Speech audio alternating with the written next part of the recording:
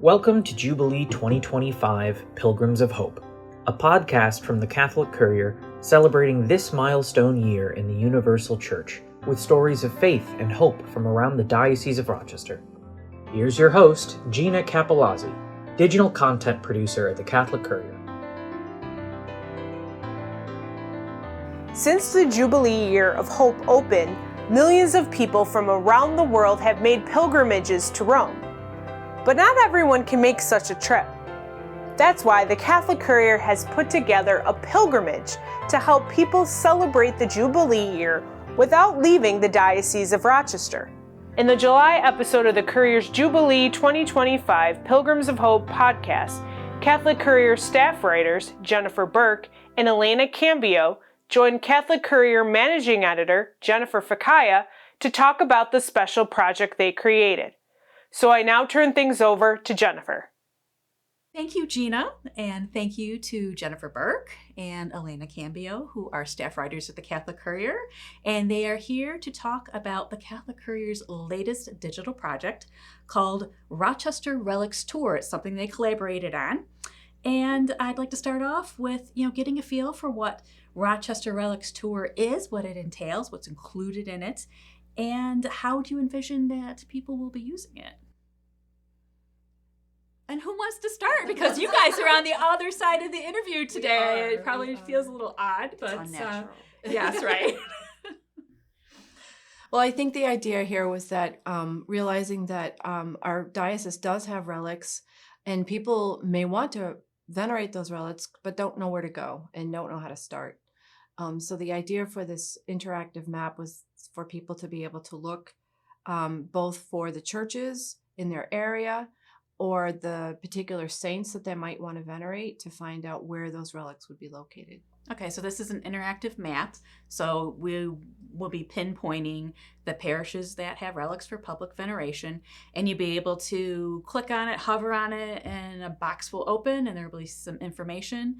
And I know, Jennifer, you were intent on having additional information, not just where the parish is with an address and maybe some hours and some contact information, but some more nitty-gritty stuff about the relics themselves. And what did you suggested a couple of indexes? So what else will people see besides the map? So one of the indexes is by saint. So if there's a particular saint that someone has a devotion to or would like to venerate, they can search by that saint and find out which churches might have relics of that saint. And the other one is just by church, so by location. So if they want to just go somewhere that's near to them, or if they're going on vacation, Finger Lakes area is a great place for vacation. So if they're traveling down that way, they can see what might be nearby, and maybe they can stop in. So that's kind of what I was thinking with having it kind of searchable both ways. Yeah, it's a lot of information, and it's accessible in a lot of different ways depending on how people would like to use it. So that's great. So this digital project that we've done, this is not the first digital project we've done, and so we know that usually from conception to actual launch, it takes a few months to, this isn't something that we just did overnight. But this project is a little more special than that. The roots of this project really run deep, from what I understand, for way back to 2023. So why don't we talk a little bit about that? Because in 2023, you each did stories about relics, and Jen's was first. So why don't you take it from there? So we have a series, and it's called Why Do Catholics, as you both know, and it just kind of looks at different aspects of Catholicism that may be lesser known or misunderstood, and I thought relics would fit nicely into there. The topic of relics was always kind of fascinating to me. Like, so we have little bits of saints or their clothing, their items, and we go and we pray before them. It just seemed interesting and unique. So I thought maybe people would like to learn about that. I would like to learn more about that. So I did a Why Do Catholics story about relics and learned all about them. And that was that. And then and that was in October. Yes. It was published. So it's on our website. And then a couple months later, Elena followed up with a story of a specific relic. Why don't you talk to us about that? Sure. So it was a sort of a last minute thing. We found out that Assumption Church in Fairport was going to host a tour of the arm of St. Jude. So for them, it was a last minute thing to be able to fit it in to the Relics Tour schedule.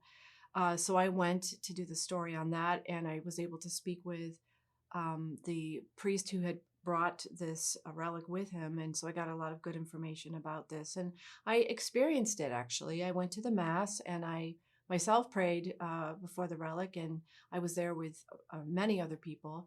And so for me, that was an experience of the first time I'd experienced praying with a major relic of a saint. And then when I read Jen's story, I was really impressed, actually, by how she wrote it and her reporting. And so I remember going to her office at some point. I think it was maybe in January or something. And just talking to her about how venerating relics is an important part, I think, of being a Catholic and honoring the saints. So that got me interested in what she was doing. And that was really the genesis of our discussion. Wouldn't it be neat if we had the opportunity to show people that we have relics right here in our own diocese, that they don't have to go elsewhere? So that was the genesis of thinking about how can we build something that will lead other people to this devotion. Like, sorry. Go ahead. We just thought, well, you're interested, I'm interested, probably other people are too. Mm-hmm. They might not even know they're interested or know what we have. Like you said, so many local resources. So why now? I mean, you've been talking about this on and off, it sounds like, for a couple of years, and it's 2025. The July of 2025 is when it launched.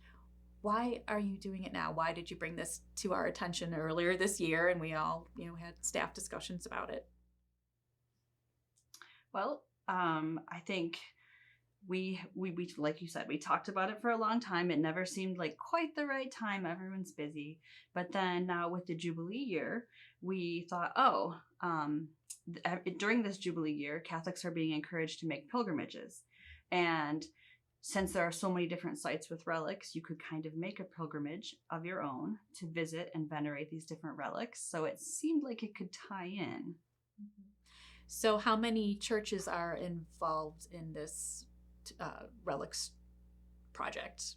We have 13, including the cathedral. Okay. And we included the cathedral because even though those relics aren't displayed necessarily for public veneration, there are hundreds of those relics in the base of the altar at the cathedral.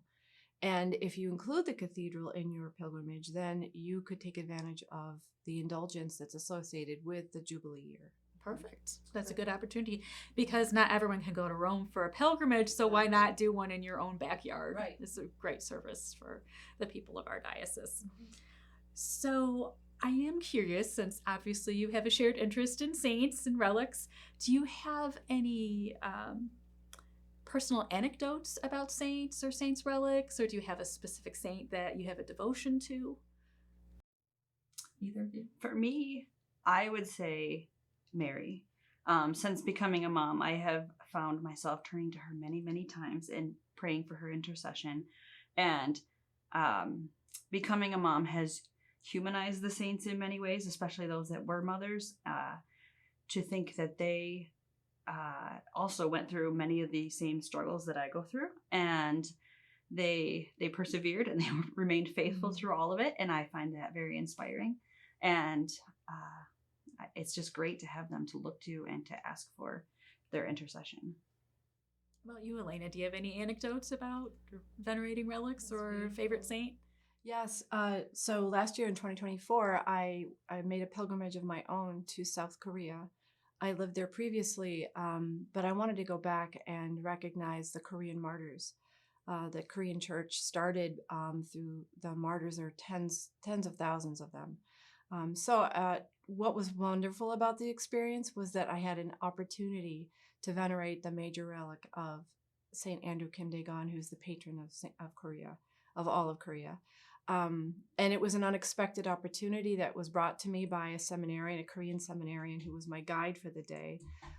So it wasn't on my itinerary, but God provided, and there it was. And it was really incredible because I was alone in this chapel with the seminarian.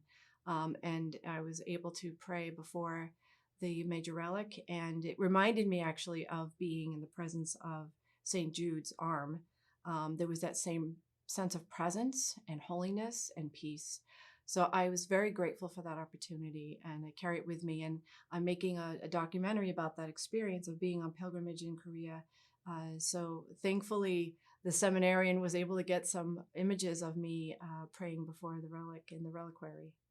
And I've given you an assignment to blog about it too, right? Correct. I will be blogging about that So we want to experience. hear more about that. It sounds like a wonderful opportunity that you had. So, and just listening to how the two of you talk about the saints, is that the type of feeling? Is that the type of things that you want the people of our diocese or anyone who happens upon our digital project to get out of the Rochester Relics Tour? And what do you want them to take away from it? I would absolutely say that's what we want. I think one of the treasures of the Catholic Church is the saints, and that we have these people that we can look to for guidance, inspiration, prayer. So this, I think, will help people become aware of who is available to them, and where to go to kind of have that kind of experience. That's my thought on it. What about you? For sure, yeah.